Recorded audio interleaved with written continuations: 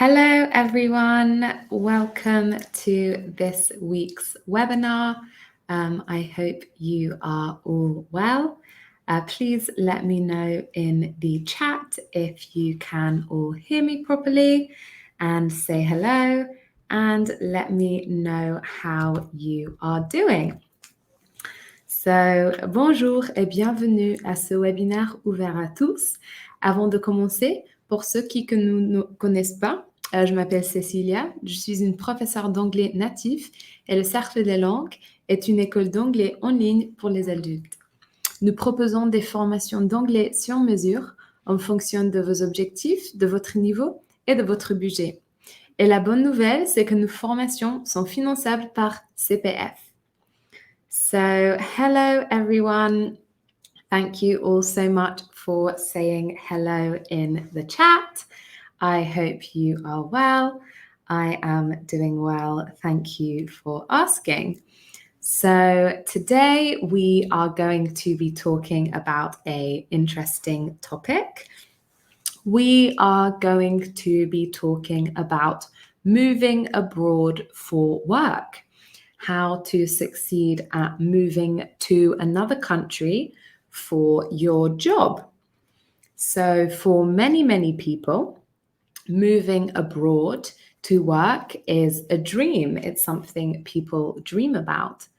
But if you are lucky enough to get the opportunity to move abroad, there are some particular practical things that you need to know and that you need to be able to do to make sure that you transition to a new country as smoothly as possible. Of course, it can be quite nerve-wracking. It can be quite scary moving to another country. You're leaving behind everything that you know. Maybe you're leaving behind the culture you know, the food that you know, the people that you know, and perhaps you don't know anyone in the country you're moving to. So it can be quite scary. But today we are going to have a look at some vocabulary and expressions you can use in English to hopefully make the idea of moving abroad to work a bit less scary. So can you let me know in the chat, have any of you had the opportunity to move abroad? If you have moved abroad, you can tell me which country you have moved to for your work. If you haven't moved abroad, maybe you can tell me if you would like to, and perhaps you have an idea in mind of which country you would like to move to. Do let me know about your experience. It's a very interesting subject. I, of course, moved to France from the UK to work. Okay, so you'd like to move to the USA. That would be very cool. Do you know exactly where in the USA you would like to move to? That would be a big shock because, of course, the USA is quite far away, much further away than France and the UK, California, maybe LA. Wow, get yourself some nice sunny weather. Well, Michelle, even if you haven't had this opportunity yet, hopefully maybe at the end of this webinar, you'll be feeling like you want to go and find this opportunity. Toronto, wow, Toronto would be a very nice place to live and work as well. So I see that this is something a few of you are interested in, which is great. Oh, wow, you've moved to Amsterdam. So how have you found it? How has your experience been so far in Amsterdam? You can let us know. Did you find it difficult? Was it easy to adjust? If you know this word, it means to get used to, something new, to change, to adapt to your new situation. Was it easy to adjust to moving to Amsterdam? So today we are going to be dividing our webinar into 3 parts. In part 1, we are going to be looking at organising your right to work. In part 2, we are going to have a look at finding accommodation. And in part 3, we are going to have a look at exploring a new culture. So let's get started. So to begin with, we will look at organising your right to work. Now, depending on where you are moving to, perhaps you will already have a right to work if you're from France and you're moving to an EU country, a European Union country. For example, you already have the right to work. But if you are moving somewhere else, you need to organize to get permission to work. So first, let's have a look at some of the formalities, some of the legal documents you might need. So first, you might need a visa.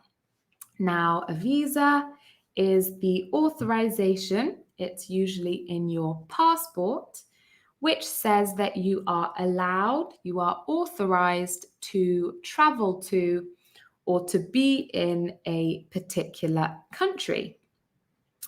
We also have a work permit. Now, a work permit is a document that says you have the right, you have been authorized to work somewhere. So this means that the government has said that you are able to work somewhere. And similarly, for a residency permit shows that you have the authorization to live somewhere. This means you're allowed to live in that country. And finally, you might need to prove you have insurance in order to get your residency permit or your work permit.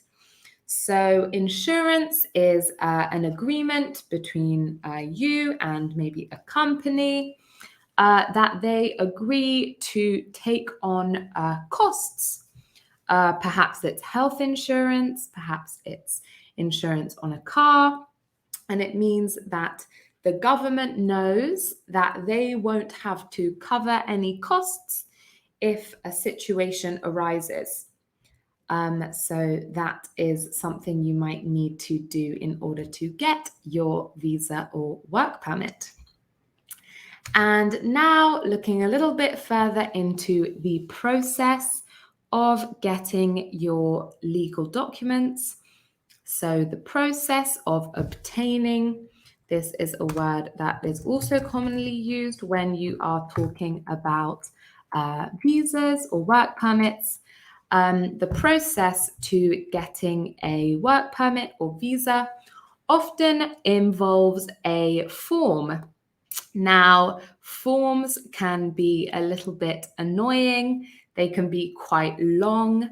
Basically, a form is a sheet which has lots of fields, lots of little boxes that need to be filled in with information.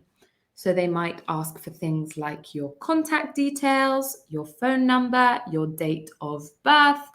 It's a way of gathering information, and then you can send these forms on.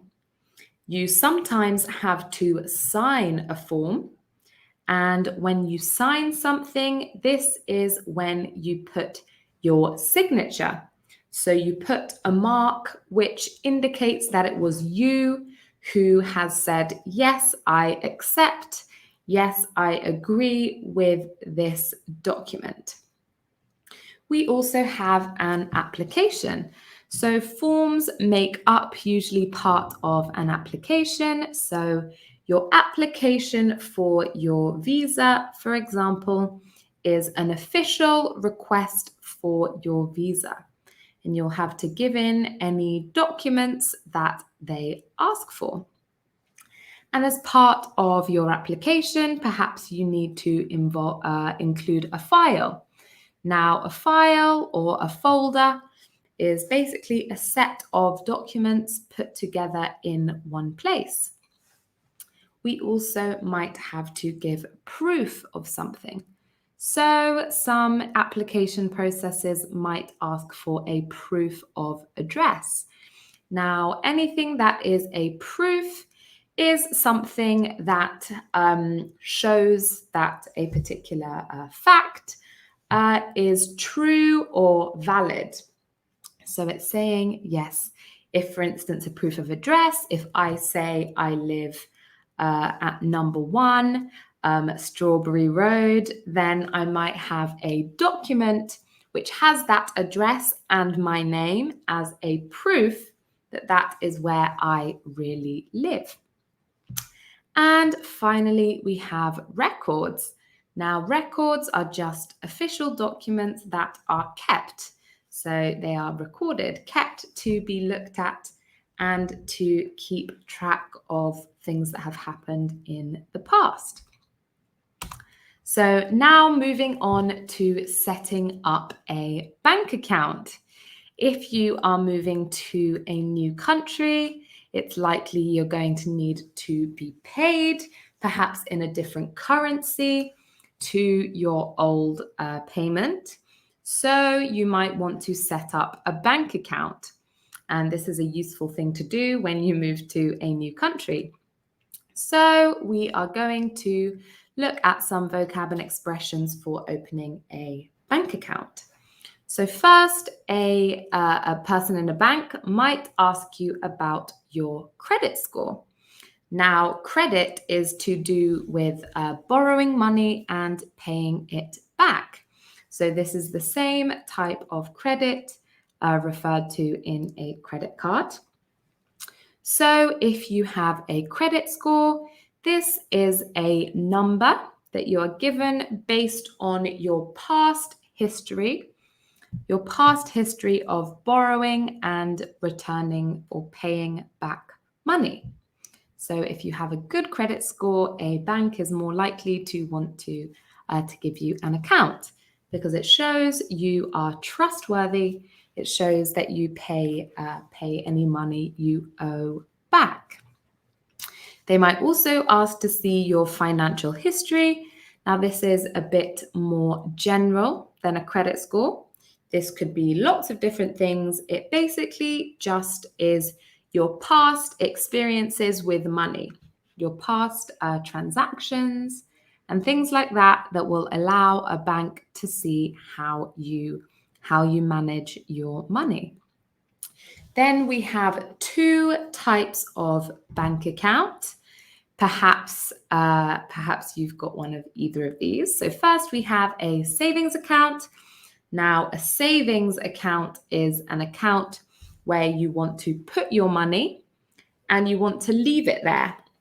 And then over time, you will gain interest on that money. I'll write that down. So that's when the money becomes more valuable over time. And then we have a current account. And a current account is an account where you plan to take money in and out on a regular basis. Then we have 2 different types of card. So these are just the little pieces of plastic that you can use to make payments. First, we have a credit card. And with a credit card, the money is not instantly taken out of your account. You just have to pay it back later. But with a debit card, the money is immediately debited or taken from the cardholder's account to pay for an item. So now we are going to have a quick look at what we have learned so far.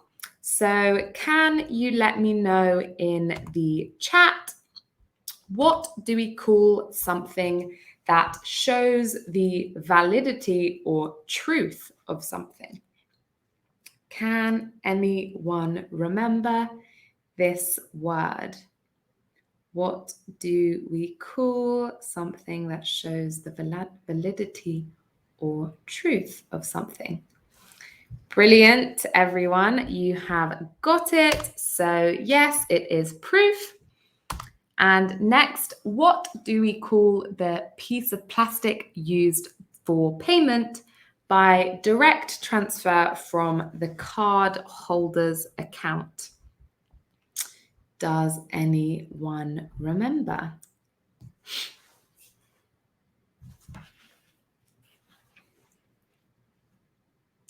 Excellent, Anna. Thank you very much. So it is indeed a debit card. Brilliant. So now we are going to move on to finding accommodation. Of course, when you are looking to live somewhere, you need to find somewhere to actually live, somewhere to stay. And this is often one of the first things you do right before you move to another country, because it's quite hard to move without somewhere to move to. So first, let's have a look at some types of accommodation. First, we have a shared apartment. Now, an apartment is a small part of a house or part of a building that has been divided into multiple living spaces. And if you are in a shared apartment, this means that you are not the only person living in the apartment. So shared means that you share it with someone else. It's not just you by yourself. You can also have a room. So perhaps you have a room in someone else's house. A room is where you just have one room, one bedroom to yourself, and perhaps the rest of the space is shared. We also have a house. Now this is going to be bigger than an apartment, and it is a living space that is on its own. It's separated. And then we also have a studio.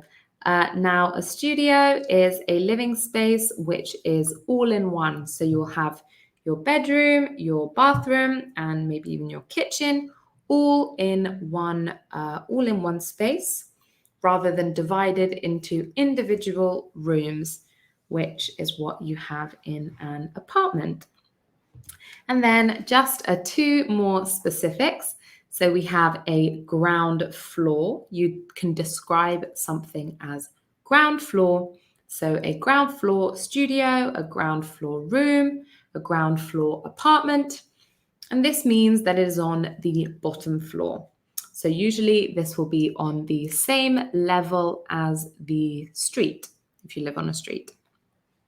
And we have a garden. So this is something that people often look for when they are looking for a house. A garden is some outside space. It can be at the front of your house or at the back of your house, but it is some outside space. You can also even have what we call a communal garden.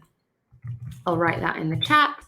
And perhaps if you live in an apartment with lots of other people, a communal garden is a garden which is shared between lots of people. Next, we have things that you might need to find your accommodation. So first, a guarantor. Now, you need these in France, I know. So this is someone who promises that they have the money to pay in case something goes wrong. So you would need a guarantor to say, look, even if I run out of money, there is someone here who is willing to cover for me, is willing to pay. We also have a deposit. So this is often given whether you are buying a property or you're just renting it. It's money which is given as a pledge to stick to a contract. Now you have some deposits which you get back, especially if you're renting, and some deposits which just go towards the payment of a house if you're buying somewhere. We also have a contract. It's important that if you are finding accommodation, you have a contract, because a contract is a binding agreement. So this makes formal an agreement between two people or two parties, and it's useful in case maybe someone changes their mind about something. You can say, well, you signed a contract, and it gives you some more security. We also have rent. So rent, if you are renting, this means you are not buying a property. So rent is the money which is paid at a set time in exchange for some accommodation. We have an identifying document. This is something like a passport or an identity card, and it just proves that you are who you say you are. It will have a photo and your details. And finally, we have a payslip. Now, of course, if you are renting, people want to know that you have enough money to pay the rent. So they might want to see your payslip to make sure they know how much money you have coming in each month. And finally, we have some important people you might need to speak with or be in contact with if you are looking for accommodation. So first of all, we have a landlord. Now, a landlord is someone who owns property and they rent it out to other people. So the person you rent your property, your apartment, your house from is your landlord. We also have a lead tenant. Now, a tenant is someone who is renting something, so someone who's renting the apartment. So perhaps you live in a shared apartment. The lead tenant will be the person responsible for dealing with anything to do with the rental, with the tenancy. We also have an estate agent. Now, in American English, they call this a realtor. An estate agent is someone who helps with buying and selling property.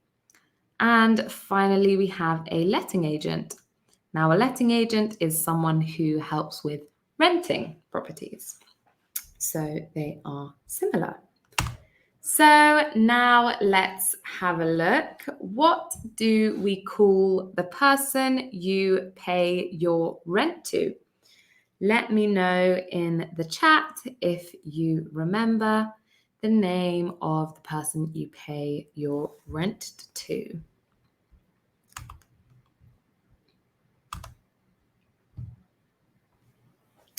Does anyone know? Brilliant, Michelle. Thank you so much. So it is, in fact, a landlord.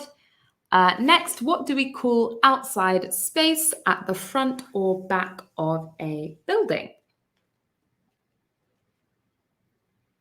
Can anyone remember this one? Let me know in the chat.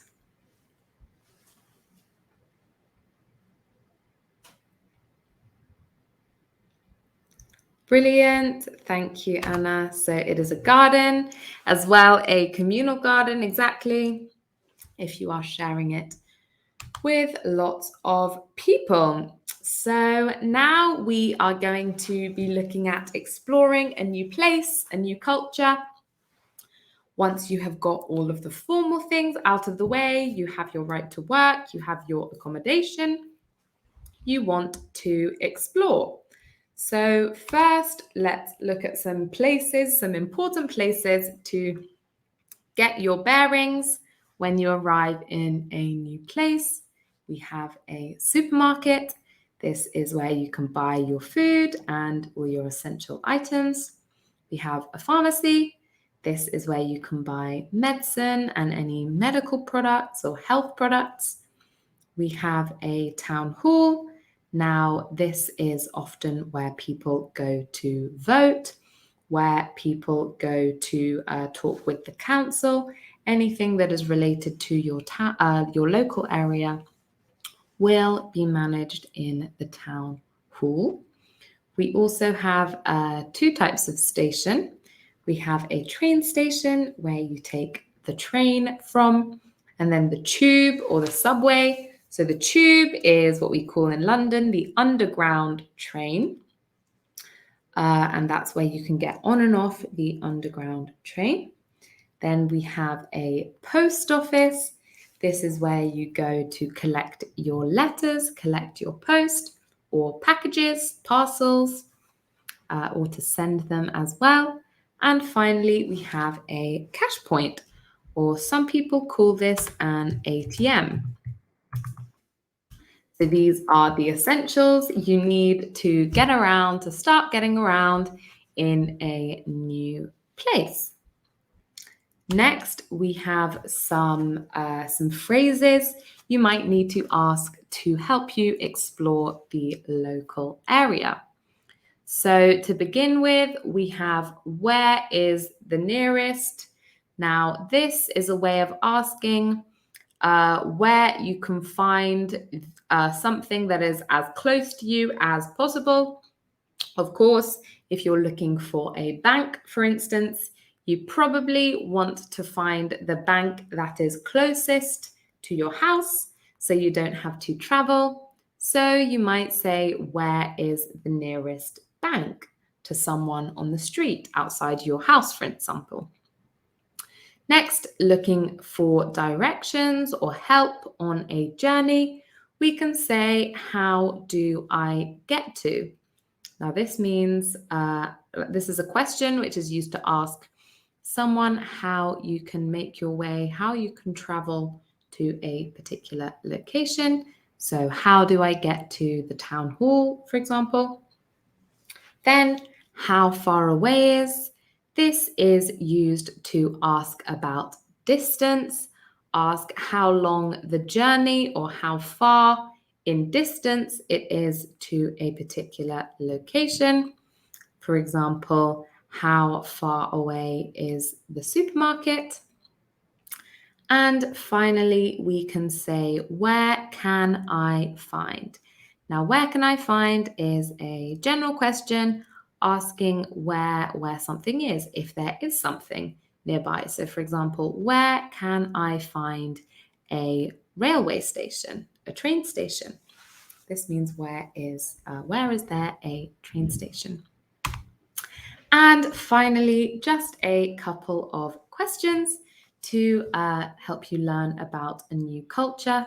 So first of all, of course, when you are in a new place, you want to find out how everything works in that country, in that city. So here are some questions you can use to do that. You can ask, is it common to? This is a way of saying, is this a normal thing? Is this something people do often? Of course, if you're looking to fit in a new place, you probably want to behave in a similar way to how people in that place do.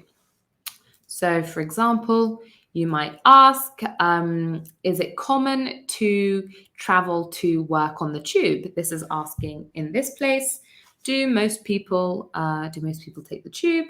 Perhaps if someone says no, it's not common, that might make you not want to do it either because it's not really what people in that place do.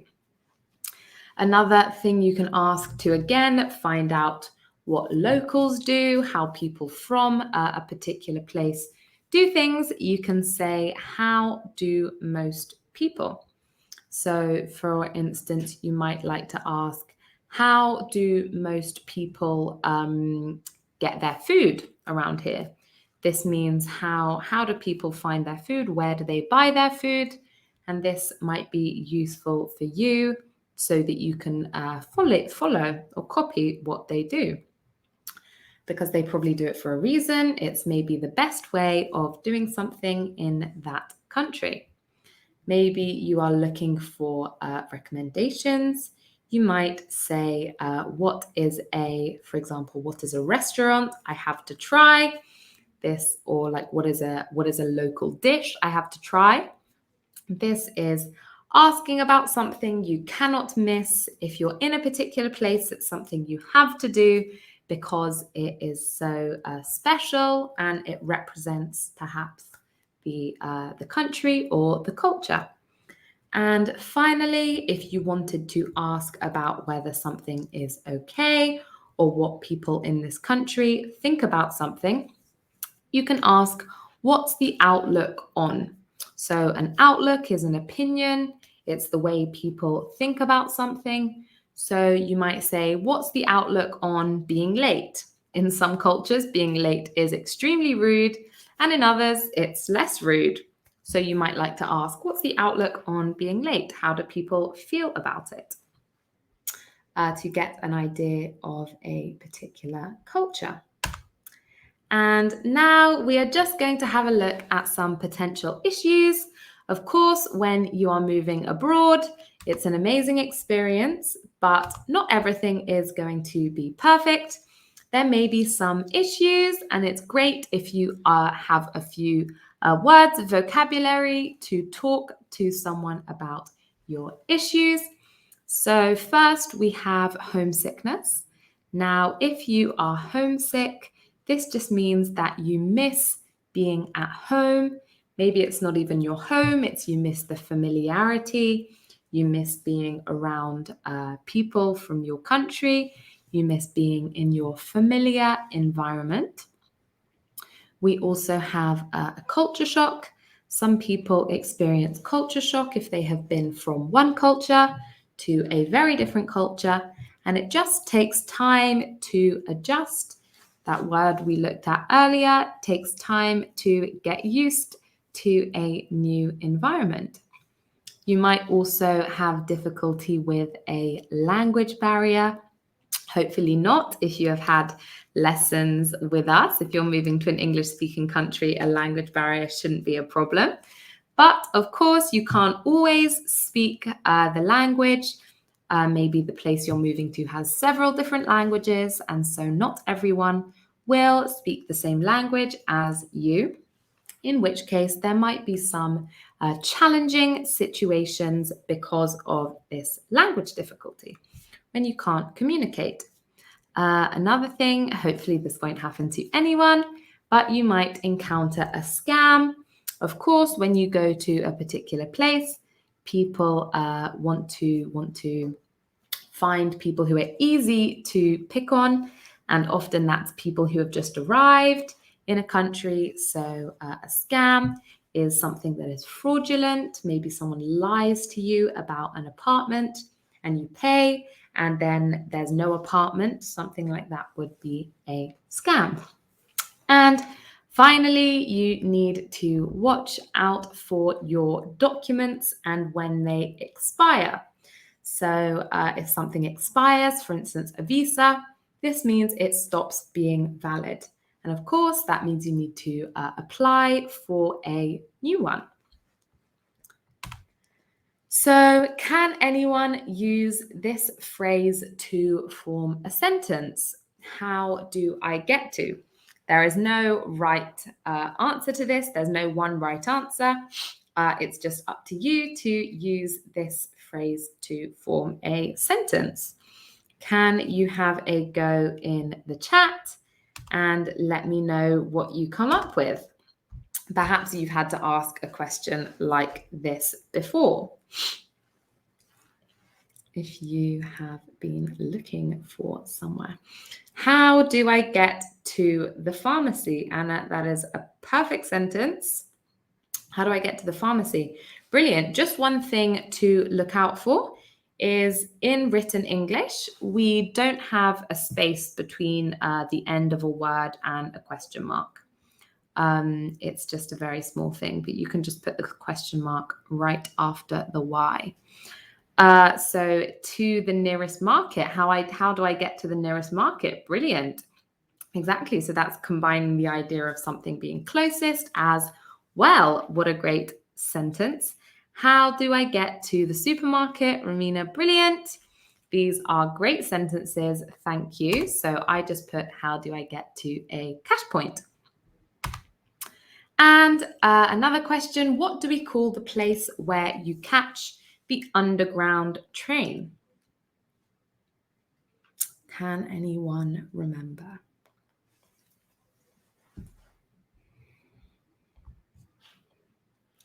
Yes, so the underground train is called the tube. Brilliant, the tube station.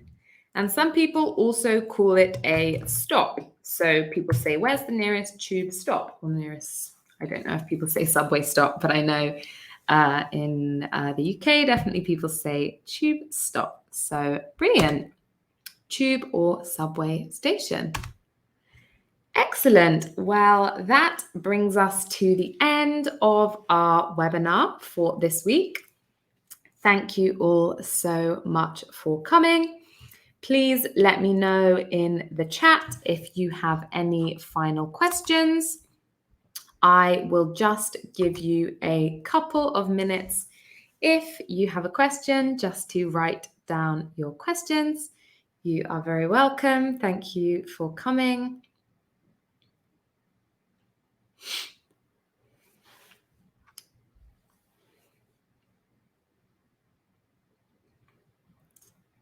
You're welcome. So does no one have any last questions? Well, you're all very welcome. Thank you so much again for coming.